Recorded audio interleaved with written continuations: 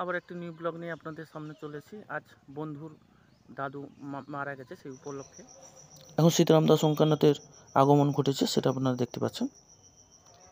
এখন অতুল চন্দ্র মহাশয় স্বর্গীয়, তার প্রতিকৃতি আপনারা দর্শন করছেন আমার পথপ্রদর্শক কর্মস্থলের। এখন তো স্মরণ সভা চলছে, তার মুহূর্তগুলো আপনারা দেখছেন। এখন সেই স্মরণ সভার সামনের মুহূর্তগুলো দেখতে পাচ্ছেন এবং হরিনাম সংকীর্তন ঘর পরিক্রমা চলছে।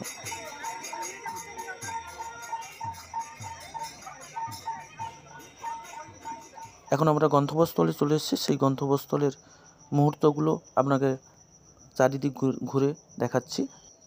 এখন প্রসাদ সেবনের দৃশ্যগুলো আপনারা দর্শন করছেন।